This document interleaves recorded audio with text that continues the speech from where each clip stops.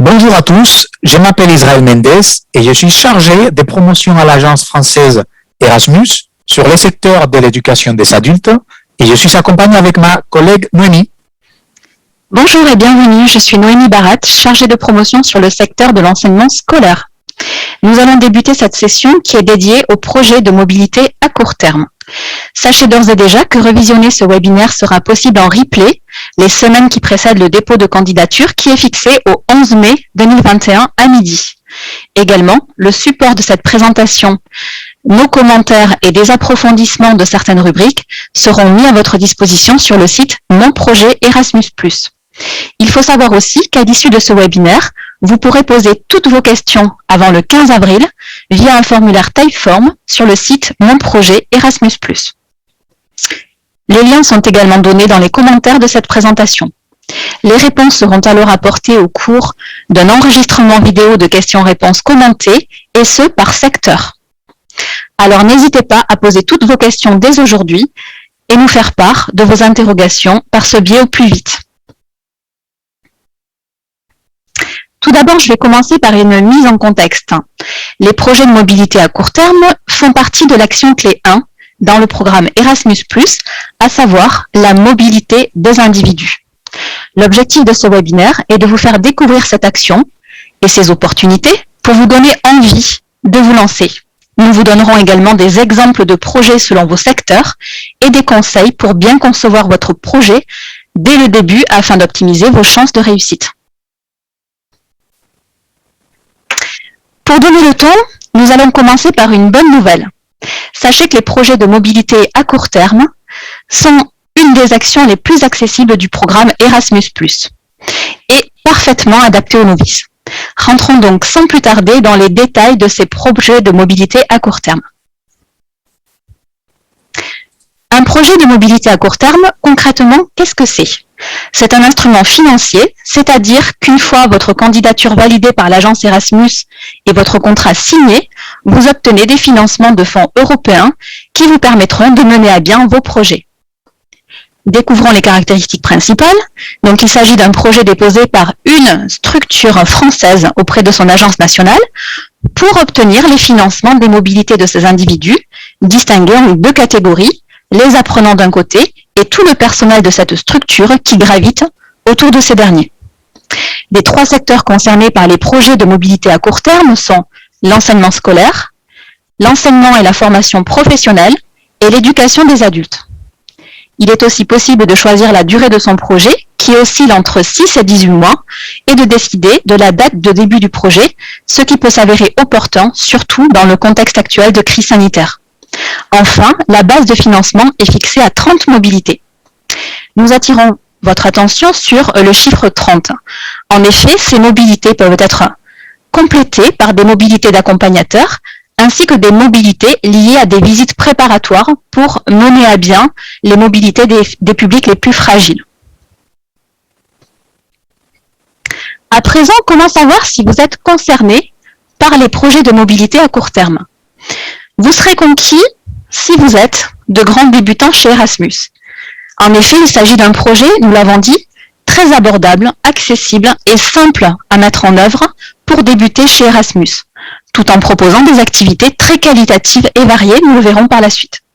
Si vous êtes un organisme pas ou peu expérimenté dans les projets Erasmus+, vous êtes donc les bienvenus.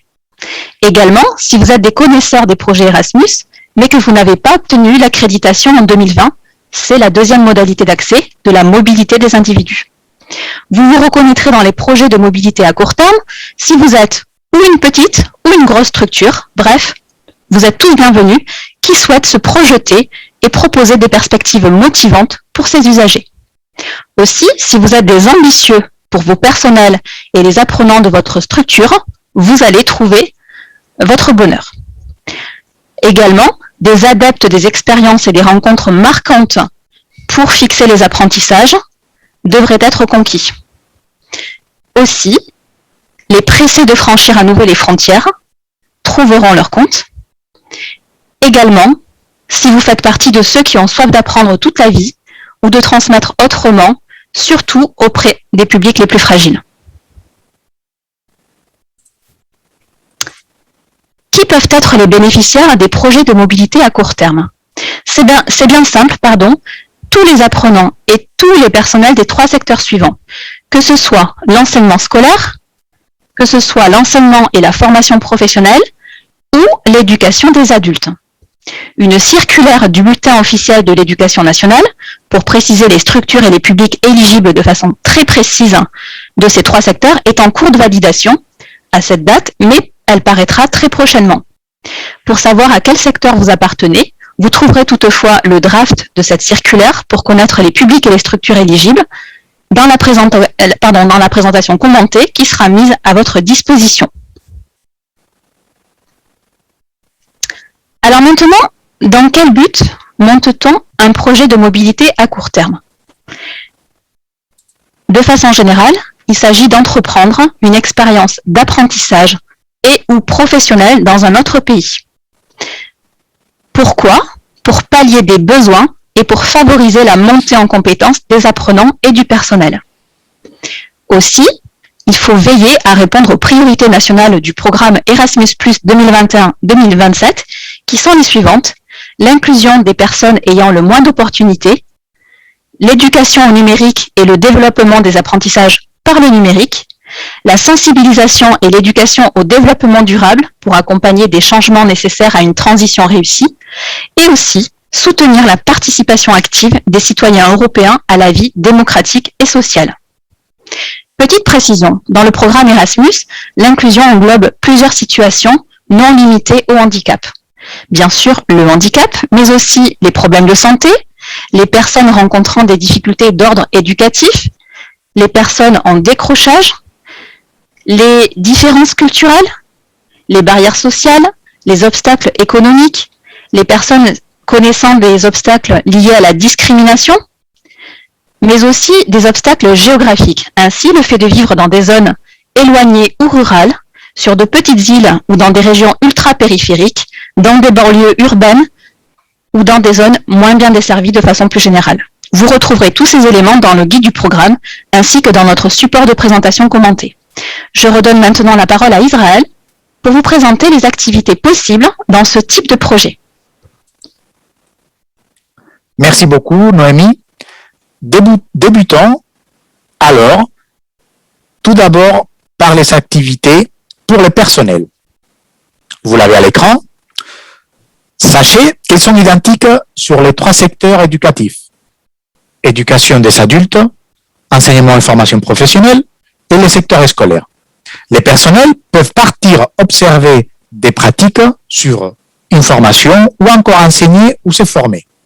Comme vous le voyez à l'écran, les durées varient de 2 à 30, 60, 350 jours selon l'activité. Il est également possible, dans le cadre de ces nouveaux programmes, d'effectuer des visites préparatoires. Comme le nom l'indique, elles servent à organiser sur place et en amont une mobilité future des apprenants. Vous pouvez également demander des financements pour accueillir au sein de votre organisme un enseignant ou un éducateur en formation ou encore un expert qui viendrait dispenser une formation. Suivons pour le secteur de l'enseignement scolaire. Qu'en est-il maintenant pour les élèves? Un groupe d'élèves d'un établissement scolaire français du premier ou deuxième degré peut partir dans un autre pays pour apprendre avec des pairs d'un établissement d'accueil. Les enseignants ou d'autres personnes autorisées des établissements d'origine doivent accompagner les élèves pendant toute la durée de l'activité. Les élèves peuvent également passer une période à l'étranger pour étudier dans une école ou établissement scolaire partenaire, ou bien effectuer un stage dans un autre organisme compétent à l'étranger entre 10 et 305 jours. Un programme individuel d'apprentissage doit alors être défini pour chaque participant de la part de l'établissement scolaire d'origine. En ce qui concerne la mobilité longue, une formation obligatoire avant le départ doit être prévue pour tous les élèves concernés. Pour les élèves fragiles ou ayant moins d'opportunités, ces mobilités peuvent être organisées avec une durée minimale de seulement 2 jours, si cela est justifié.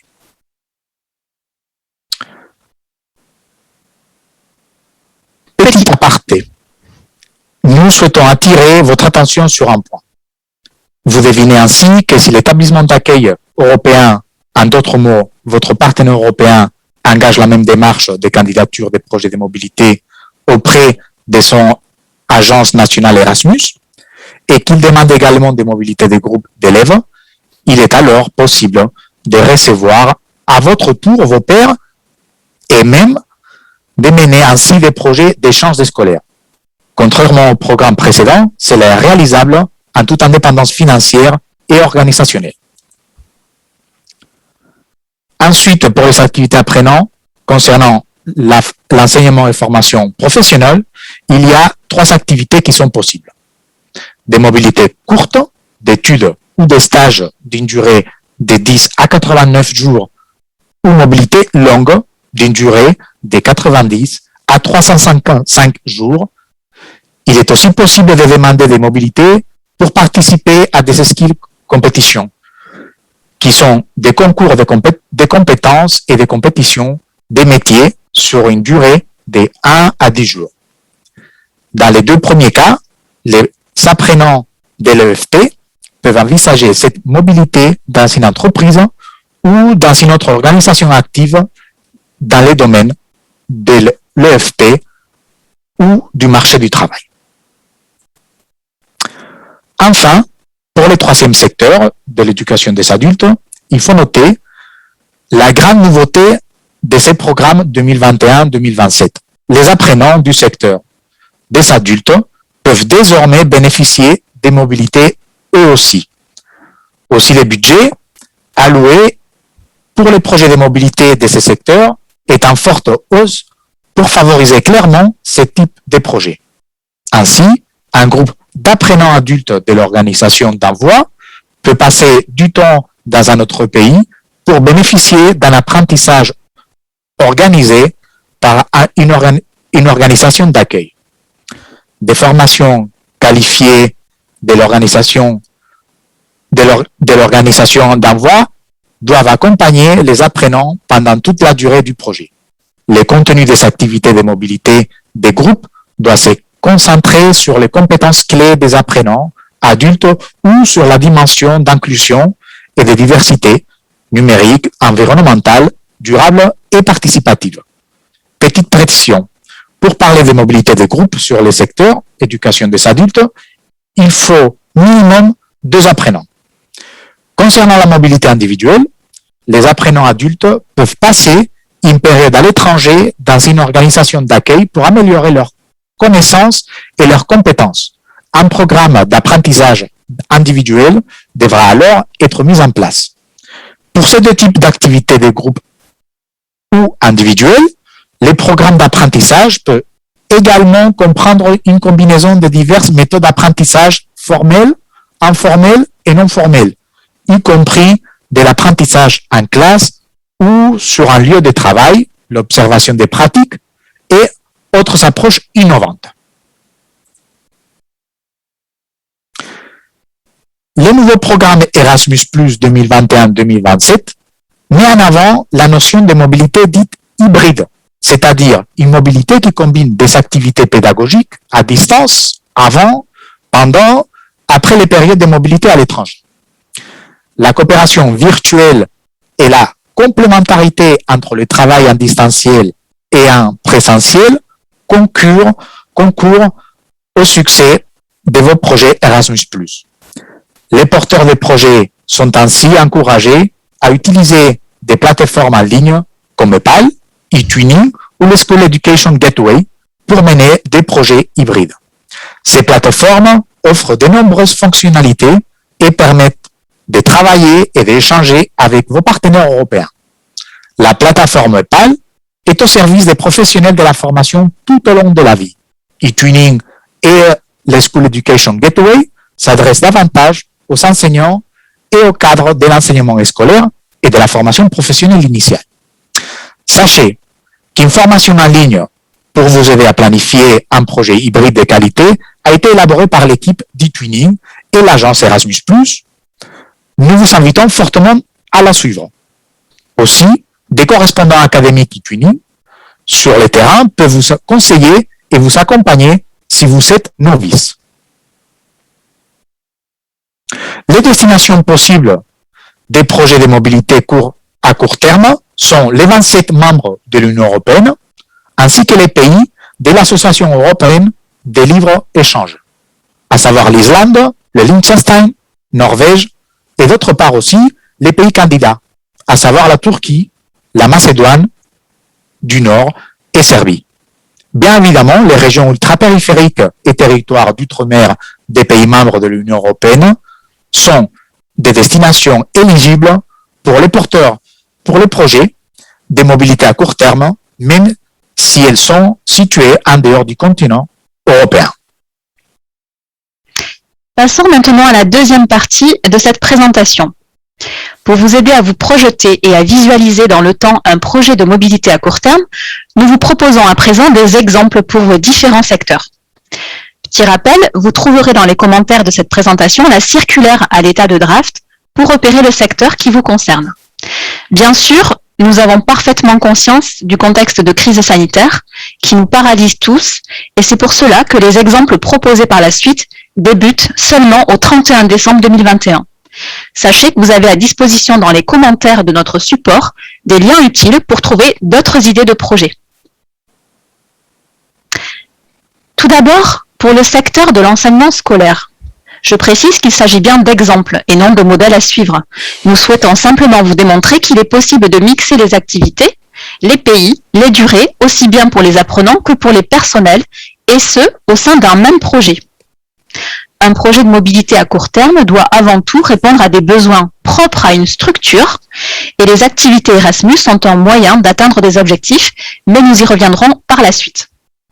Je vous propose de découvrir le projet de mobilité à court terme d'un collège REP+, un projet de 18 mois à cheval sur 2 années scolaires. Il débuterait le 31 décembre 2021 cette année pour se terminer le 30 juin 2023 et ce collège demanderait 30 mobilités. Pourquoi faire? Tout d'abord, dans l'année scolaire suivante, dans la deuxième partie de l'année scolaire, ce collège souhaite réaliser 5 mobilités d'enseignants. 2 mobilités de 10 jours pour des cours structurés, en Espagne, en Allemagne, par exemple sur le thème de l'amélioration des compétences linguistiques, sur comment aimer les mathématiques autrement. Donc, 2 mobilités à réaliser au mois de mai et juin 2022. Aussi, 3 mobilités de 3 jours pour observer des pratiques. En Belgique, en Suède, aux Pays-Bas, que ce soit pour animer un club de théâtre avec des adolescents, comment monter et aménager un CDI innovant, comment travailler en classe flexible. Ces mobilités auraient lieu en mai-juin 2022. Également, auprès des élèves, ce collège prévoirait de démarrer ses projets hybrides, un projet théâtre d'une part et un projet cuisine d'autre part, avec des activités virtuelles via le TwinSpace de la plateforme eTwinning, avec des pairs d'un collège espagnol et d'un collège belge, et ce, dès le mois de janvier 2022. Donc un projet à distance pour débuter. Aussi, l'année scolaire suivante, en 2022-2023, ce collège prévoit de demander 25 mobilités pour 2 groupes d'élèves. Un premier groupe de 15 élèves qui sera accompagné de 3 accompagnateurs et un AESH, un assistant éducatif pour l'accompagnement d'un enfant handicapé, pour monter un projet hybride sur le théâtre. Et donc, le groupe d'élèves inscrits au club théâtre de ce collège rencontrerait un autre groupe d'élèves d'un collège espagnol en mai 2023 pour travailler une pièce de théâtre ensemble. Une deuxième mobilité de groupe serait proposée pour des élèves allophones d'un dispositif UPE2A autour d'un projet Cuisine du Monde avec 2 accompagnateurs sur une durée de 10 jours pour une destination en Belgique en mars 2023. Comme l'a dit tout à l'heure Israël, si les collèges partenaires belges et espagnols demandent auprès de leur agence européenne des projets de mobilité, cela permettrait à ce collège REP d'avoir un processus d'échange scolaire, d'accueil et de mobilité vers ces établissements. Nous vous proposons aussi un projet pour une école maternelle premier degré. déposé par une école et une mairie, un projet de 12 mois, du 31 décembre 2021 au 31 décembre 2022. Donc, il s'agit d'un projet de mobilité personnelle, avec 3 mobilités pour assister et suivre des cours structurés en langue pour les 3 professeurs des écoles, dans le but de sensibiliser ensuite les enfants du premier degré. Donc, ça serait 10 jours de cours structurés en Allemagne, en Espagne et à Malte pour les langues allemandes, espagnoles et anglaises. Également, cette école maternelle demande 5 mobilités pour les animateurs des temps périscolaires. Je rappelle que la petite enfance fait partie du secteur éducatif enseignement scolaire. Et ces animateurs pourraient aller observer des pratiques durant 5 jours aux Pays-Bas pour enrichir et monter en compétence au niveau de leur gestion de groupes d'enfants. Enfin, cette école maternelle demande 4 mobilités d'accueil pour accueillir des enseignants en formation de pays européens et pouvoir co-animer, dispenser des sensibilisations à leur langue auprès des enfants de maternelle. Passons maintenant au secteur de l'enseignement et de la formation professionnelle. Je vous propose tout d'abord d'étudier une proposition de projet pour un lycée professionnel. Un projet à nouveau de 18 mois à cheval sur 2 années scolaires, débutant le 31 décembre et finissant le 30 juin 2023. 30 mobilités sont demandées. Pourquoi faire? Tout d'abord, des mobilités au nombre de 12 pour des stages en entreprise, des PFMP de Bac Pro Cuisine, qui auraient lieu en février 2023, durant 4 semaines à Malte, avec 3 accompagnateurs pour le placement en stage et pour les évaluations finales, par exemple. 15 mobilités de CAP pour participer à des compétitions de métiers, les Euroskills 2023, qui pourraient avoir lieu en mars 2023. Il y aurait donc 7 jours de mobilité en Italie et 3 accompagnateurs. Également, ce lycée pro demande 3 mobilités d'enseignants et coordo ULIS pour des observations de pratique en école hôtelière européenne, au Portugal, en Italie, en Grèce, qui auraient lieu 5 jours en juin 2022. Une autre proposition d'exemple, un ESAT, un projet de 12 mois sur une année civile, du 31 décembre jusqu'à décembre 2022. 12 mobilités seraient demandées, d'une part pour des mobilités de personnel au nombre de 10, ça peut concerner le directeur, les moniteurs d'atelier, les personnels médico-éducatifs, administratifs, pour assister à des cours structurés de 10 jours sur les thèmes de l'inclusion, de l'autisme, des troubles 10, la trisomie 21, des cours sur la psychologie, et ces cours pourraient avoir lieu en Suède. Également, cet ESAT demande 2 mobilités pour inviter des experts européens et traiter de thématiques suivantes, l'inclusion en milieu ordinaire, la sécurité en atelier, qui aurait lieu sur 2 jours. Troisième exemple dans l'EFP, nous avons pris pour modèle une école deuxième chance qui demanderait 30 mobilités à cheval sur 2 années scolaires, 20 mobilités de jeunes pour des stages en entreprise et en centre de formation européen qui auraient lieu sur 3 semaines, 21 jours, et sur 10 pays. Aussi, 4 mobilités jeunes longue durée de 90 jours pour des stages en entreprise ou centre de formation européen sur 2 pays. On peut imaginer 2 binômes de jeunes dans chaque pays pour les plus autonomes. Également, cet établissement prévoit de demander des mobilités pour assurer des visites préparatoires pour placer ces jeunes en stage, notamment les plus fragiles, et pour les mobilités longues. Aussi, cette école deuxième chance demande 5 mobilités personnelles pour observer des pratiques, 5 jours dans des structures similaires en Europe, et enfin, une mobilité d'accueil pour faire venir un expert sur une thématique de conférence, remobiliser et redonner envie aux décrocheurs scolaires. Passons maintenant au secteur éducation des adultes. Nous avons également avec Israël élaboré 3 exemples de projets pour vous aider. Tout d'abord, l'Université du temps libre, qui pourrait proposer un projet de 18 mois sur 2 années civiles, à compter du 31 décembre 2021, et qui demanderait 30 mobilités. Pourquoi faire? Tout d'abord, 10 mobilités de personnel sur 10 jours, que ce soit des salariés, des intervenants, etc., pour observer des pratiques sur des mises en place d'activités stimulantes pour les personnes âgées, que ce soit en Italie, Espagne, Portugal, Belgique, Allemagne, Suède, etc. Également, pour les apprenants, cette université du temps libre demande 2 mobilités de groupe, 2 x 10 en 2 temps, pour assister à des activités d'organisation similaires en Europe. Ça pourrait être en Belgique en novembre 2022, au Portugal en mai 2023, et évidemment des mobilités accompagnateurs pour accompagner ces apprenants. Deuxième situation, une maison de quartier qui pourrait proposer un projet de 12 mois sur une année civile et qui demanderait 12 mobilités pour faire de l'observation de pratique sur 5 jours au premier trimestre 2022 pour 4 personnes au Portugal, une autre période d'observation pour 4 autres personnes au deuxième trimestre 2022 en Roumanie et une autre observation de pratique au Danemark au 4e trimestre 2022 pour 4 autres collègues. L'objectif, dans ce cas-là, serait de découvrir de nouvelles modalités d'accueil et de fonctionnement de structures similaires en Europe, afin de dynamiser et enrichir sa propre structure au retour, et également de tisser du lien pour des projets futurs. Dernier exemple, une association d'éducation populaire qui pourrait proposer un projet de 18 mois sur 2 années civiles et qui demanderait 30 mobilités. Pour réaliser les activités suivantes, tout d'abord, 2 mobilités de groupe de 14 personnes sur 10 jours en Belgique pour 28 majeurs, et donc en situation de désocialisation ou bien des mobilités accompagnateurs, formateurs et bénévoles de l'association.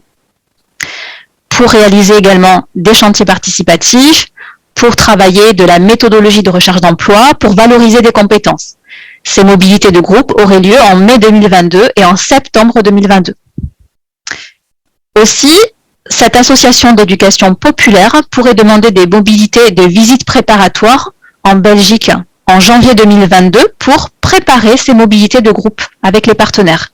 Enfin, 2 mobilités d'accueil d'experts européens sont sollicités pour animer des conférences thématiques. Nous enchaînons maintenant sur la 3e partie, à savoir le dépôt de projets de mobilité à court terme. Sachez que nous ne rentrerons pas dans les détails aujourd'hui, puisqu'un formulaire de candidature commenté et un guide de saisie budgétaire sont en cours de réalisation et seront très prochainement mis à votre disposition sur le site Mon Projet Erasmus+. Avec Israël, nous souhaitons toutefois vous expliciter la logique d'un formulaire de candidature pour bien vous l'approprier et optimiser vos chances de réussite. Alors, pour comprendre la logique d'une candidature, voici ce qu'il faut bien comprendre en préambule. Les activités financées par Erasmus permettent d'atteindre vos objectifs fixés. Ce sont donc un moyen d'atteinte de résultats. Comment procéder? Vous devez tout d'abord exposer les caractéristiques particulières de votre structure, de vos publics, que ce soit les personnels, que ce soit les apprenants, et ainsi mettre en évidence des besoins propres à votre structure. Ainsi, vous pourrez élaborer des objectifs en lien avec les publics cibles que vous visez dans votre projet Erasmus, et vous pourrez en citer jusqu'à 5. Vous devrez également fixer des indicateurs d'atteinte de ces objectifs pour mesurer l'impact de votre projet. Et puis, il vous sera demandé de diffuser les résultats de votre projet et de faire connaître les financements européens dont vous avez bénéficié. Comme vous le voyez à l'écran, en bleu, les activités Erasmus+, que ce soit pour les apprenants et les personnels qui vous seront financés en termes de mobilité, permettent d'atteindre des objectifs que vous vous serez fixés dans votre candidature. Comme vous le voyez à droite de l'écran, pour qu'un projet soit donc pertinent, il le sera s'il est en adéquation avec des besoins identifiés et aussi en lien et en phase avec les priorités du programme que nous avons vu en introduction avec Israël. Pour vous aider, nous vous invitons vivement à découvrir et à mentionner ainsi qu'utiliser des outils et dispositifs pertinents qui sont récapitulés sur cette infographie à l'écran que vous aurez à disposition dans le formulaire commenté et qui vous permettent de vous aider tout au long du cycle de vie de votre projet. Vous aurez des suggestions aussi, étape par étape, sur le site Mon Projet Erasmus+. Nous en avons sélectionné 3 qui seront incontournables pour vos secteurs. pour chercher vos partenaires, mais aussi pour rechercher des cours en Europe ou proposer des mobilités d'accueil pour des partenaires européens dans vos établissements. Tout d'abord, la plateforme EPAL, qui est la plateforme de référence pour l'éducation des adultes, la plateforme eTwinning pour l'enseignement scolaire et l'enseignement et la formation professionnelle, et la plateforme School Education Gateway pour trouver des cours structurés, mais aussi pour proposer des mobilités d'accueil pour des pairs européens, chercher aussi des établissements qui seraient prêts à vous recevoir pour de l'observation de pratique, etc. Petit conseil, ne tardez pas pour chercher vos partenaires, d'autant que vous devrez dans votre candidature indiquer leurs coordonnées et éventuellement leur code OID. Vous retrouverez ces éléments dans le site Mon Projet Erasmus+, dans Préparer votre candidature. Et vous devrez peut-être aussi indiquer votre code OID et vos coordonnées à vos partenaires européens pour qu'ils puissent à leur tour déposer leur projet de candidature auprès de leur agence nationale. Vous retrouverez les liens de ces différentes plateformes sur le formulaire commenté. Maintenant, comment est-on évalué pour un projet de mobilité à court terme? Le barème d'évaluation est basé sur 100 points. Tout d'abord, la pertinence du projet sur 30 points. Ce critère pertinence comporte 3 points d'analyse. La pertinence du profil du candidat, des activités envisagées et des publics cibles par rapport au secteur éducatif. La pertinence par rapport aux objectifs de l'action des projets de mobilité à court terme, ainsi que la pertinence en lien avec des priorités spécifiques que vous retrouverez sur les commentaires de cette présentation commentée. Deuxième critère, la qualité de conception du projet, notée sur 40 points, sera évaluée à cet endroit la mesure dans laquelle les objectifs proposés répondent aux besoins de l'organisation candidate, de son personnel et de ses apprenants, de manière claire et concrète. Les activités proposées, par exemple, leur durée, leur contenu, sont appropriées pour atteindre des objectifs du projet. Il existe aussi un plan de travail clair pour chacune des activités proposées et ce projet intègre des pratiques durables et responsables sur le plan environnemental. Le projet intègre l'utilisation d'outils numériques et des méthodes d'apprentissage à distance pour compléter les activités de mobilité physique et pour améliorer la coopération avec les organisations partenaires. Enfin, notez sur 30 points, la qualité de suivi des actions. On évaluera la mesure dans laquelle le demandeur a proposé des mesures concrètes et logiques pour intégrer les résultats des activités de mobilité dans le travail régulier de l'organisation. Le candidat a proposé un moyen approprié pour évaluer les résultats du projet. Le demandeur a également proposé des étapes concrètes et efficaces pour faire connaître les résultats du projet au sein de l'organisme, mais aussi pour partager les résultats avec d'autres organisations et le public et reconnaître publiquement le financement de l'Union européenne. Il nous paraît important de vous présenter le tout nouveau site Mon Projet Erasmus+, mais avant cela, sachez que pour obtenir un financement Erasmus+, 2 seuils sont à franchir, avoir un minimum de 60 points sur 100 à l'évaluation et passer la moyenne à chaque critère. Je vais maintenant redonner la parole à Israël, qui va vous présenter le site tout nouveau, fraîchement paru, Mon Projet Erasmus+, où vous retrouverez l'ensemble des informations sur les actions Erasmus+, et les formulaires de candidature qui seront à votre disposition. Donc, où se rendre pour candidater? Il faut aller sur le site Erasmus+, monprojet.erasmusplus.fr, qui est notre nouveau site d'accompagnement des porteurs de projets. Merci Noémie. Donc, je vous souhaite la bienvenue au site Mon Projet Erasmus+. Et le site, il est géré par l'Agence nationale française et il est destiné à toute personne ou structure désirant s'informer et déposer des projets Erasmus+. L'objectif est de vous accompagner sur ce site en naviguant en direct avec vous afin de repérer les rubriques et informations essentielles. Vous avez un menu avec plusieurs choix.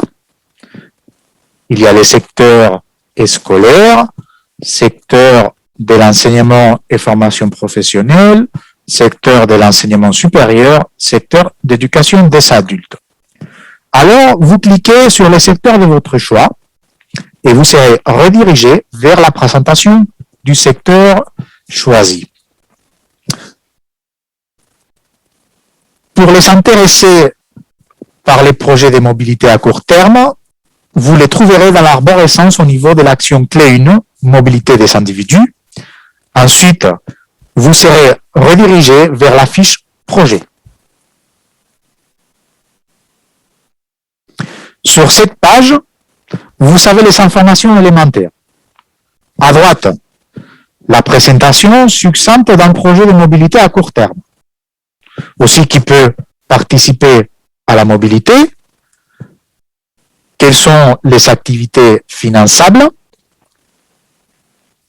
Et à droite, vous pouvez télécharger des documents tels que le guide du programme. Vous savez aussi la date limite des dépôts des candidatures, les éléments concernant la durée des projets, les modalités de financement. Maintenant, si vous parcourez la page, vous verrez alors la section pour le cheminement de votre candidature. Il y a 3 étapes importantes. La préparation de la candidature avec les indications pour préparer son projet. Ensuite, il y a une rubrique pour rechercher des partenaires adaptés à chaque secteur éducatif. Et plus bas, vous savez les ressources. On remonte et là, il y a la deuxième étape importante qui concerne les dépôts de candidatures. Vous avez des indications pour vous procurer un compte EU-Login, pour enregistrer votre organisme, ce qui déclenchera l'octroi d'un code OID pour la saisie de la candidature. Et plus bas, vous trouverez des ressources avec des liens pour réaliser ces diverses étapes de façon très accompagnée pas à pas.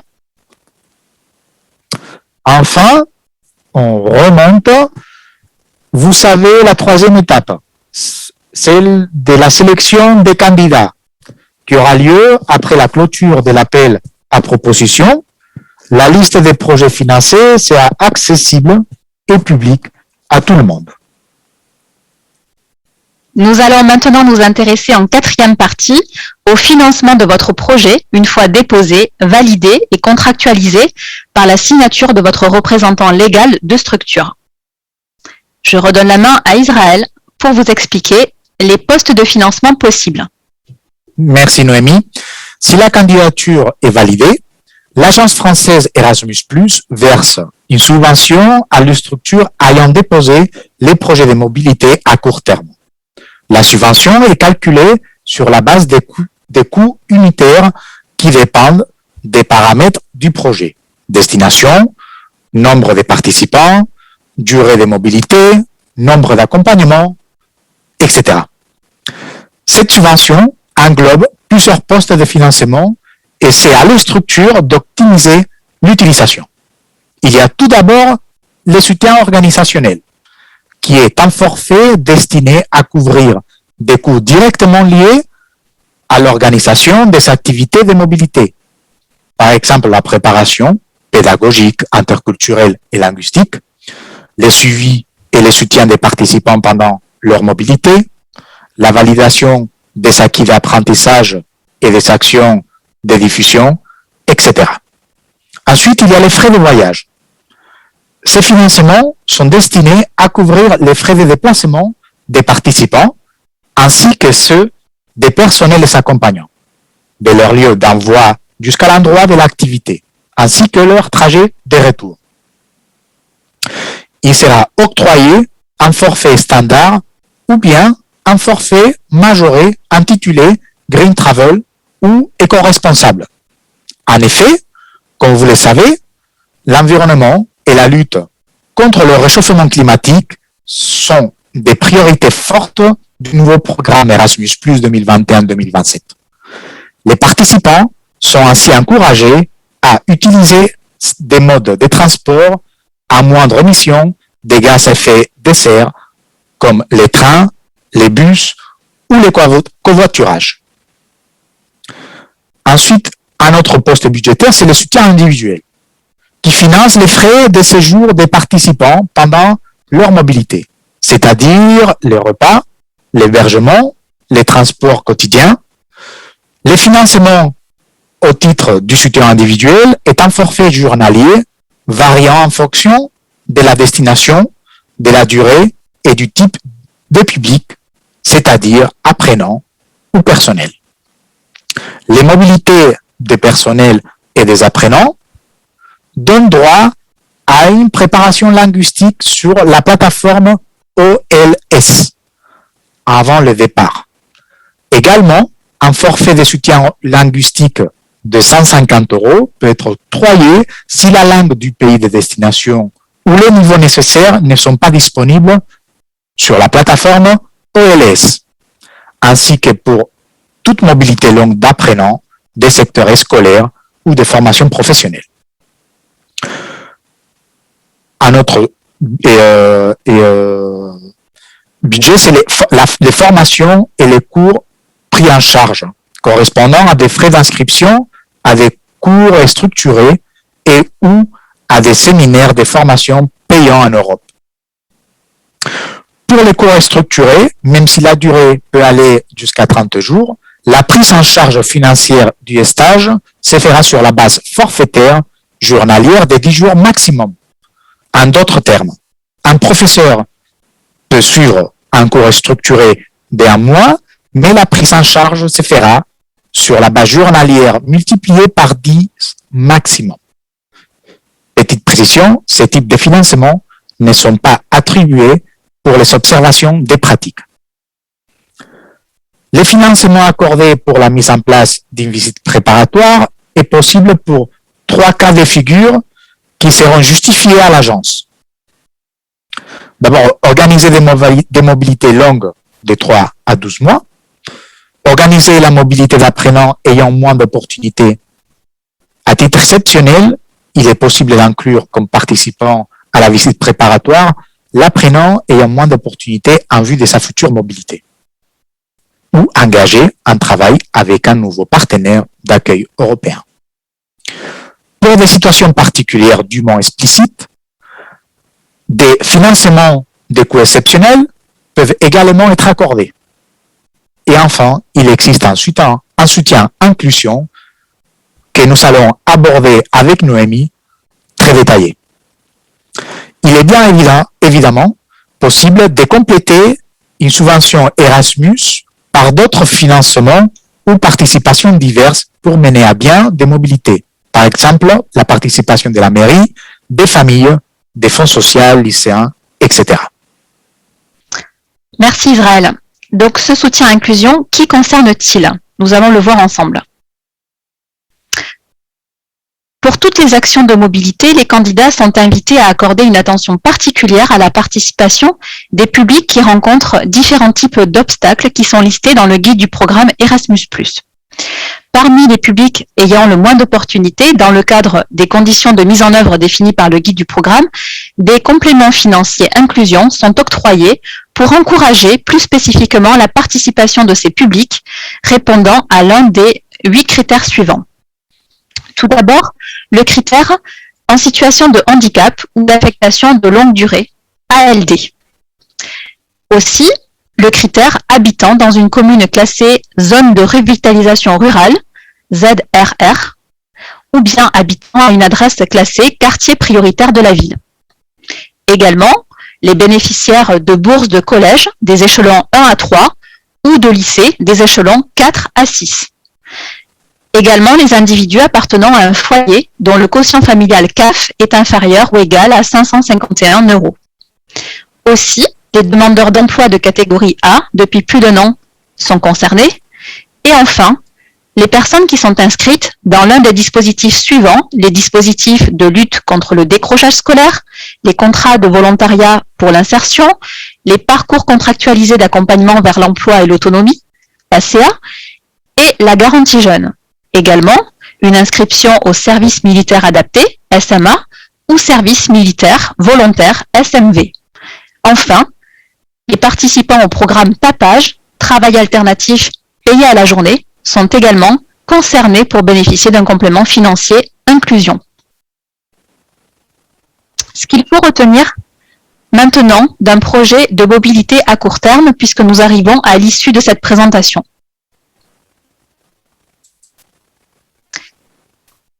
Comme vous le voyez à l'écran, nous avons récapitulé avec Israël les avantages d'un projet court de mobilité, un projet de mobilité à court terme. Il présente de très nombreux avantages et tout d'abord, vous verrez que les activités et les durées, si vous les comparez dans le guide du programme, sont aussi qualitatives que pour l'autre modalité d'accès à l'action clé 1 qui est l'accréditation. Aussi, ces projets de mobilité à court terme sont parfaitement adaptés aux novices, comme on l'a vu à plusieurs reprises, et aux petites structures qui n'ont pas besoin de nombreuses mobilités. La durée de projet est souple, de 6 à 18 mois, nous le rappelons, et adaptable. Comme nous l'avons vu, stratégiquement, au vu de la crise, vous pouvez débuter votre projet jusqu'au 31 décembre 2021. Vous avez également la possibilité de mixer des activités diverses, comme nous l'avons vu dans les exemples, des mobilités de groupe, des mobilités individuelles, des accueils de personnel européen, aussi bien dans le temps, sur des années civiles ou des années scolaires, mais aussi dans l'espace. Vous pouvez proposer plusieurs pays au sein d'une même candidature pour vos mobilités. Également, vous pouvez débuter rapidement votre projet après avoir candidaté.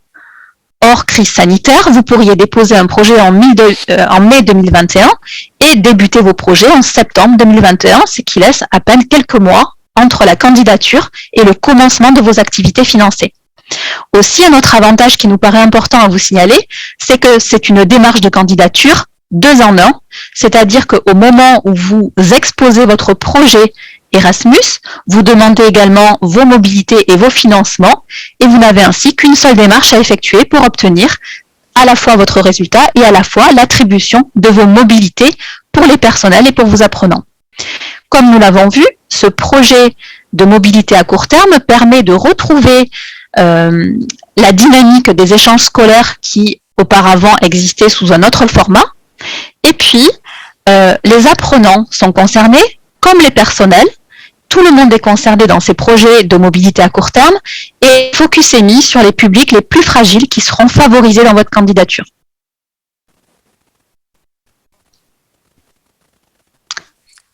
Israël va maintenant vous récapituler les prochaines étapes. Merci Noémie. Donc voici les calendriers et des étapes récapitulatives. Et on vous rappelle, vous savez jusqu'au 11 mai 2021 à midi au plus tard heure de Bruxelles pour faire votre dépôt des projets. Donc n'attendez pas les derniers jours pour faire l'enregistrement de la candidature car vous ne serez pas les seuls et vous risquez de rencontrer des problèmes techniques. Si votre projet a été retenu pour être subventionné, vous pouvez alors commencer votre projet entre le 1er septembre et le 31 décembre 2021.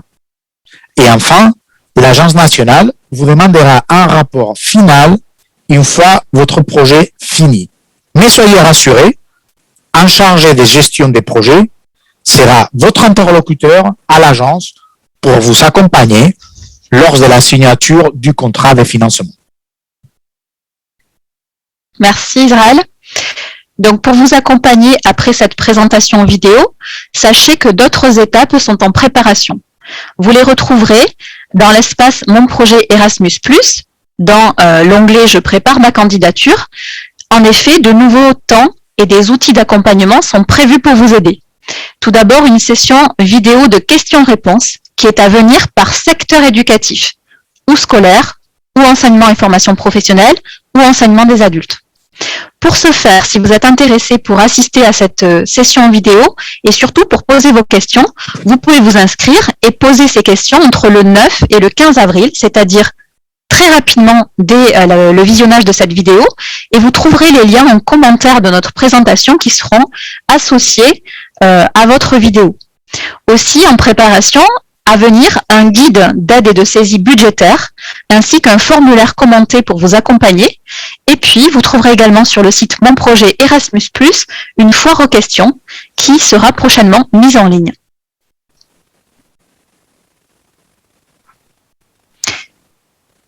Donc, vous voyez, que par leur dossier de candidature très accessible, en conclusion, les projets de mobilité à court terme sont parfaitement adaptés aux structures novices qui ne nécessitent que peu de mobilité. Et nous arrivons au terme de cette présentation. Donc, notre présentation touche à sa fin. Nous espérons que ces projets de mobilité à court terme vous donneront des perspectives enthousiasmantes pour vos structures.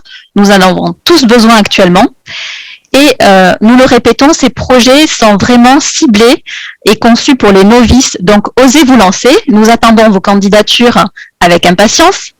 Comme nous l'avons vu, le démarrage de ces projets peut être rapide dès septembre et il est aussi possible de différer ce commencement au 31 décembre lorsque le contexte sanitaire sera, nous l'espérons, plus favorable.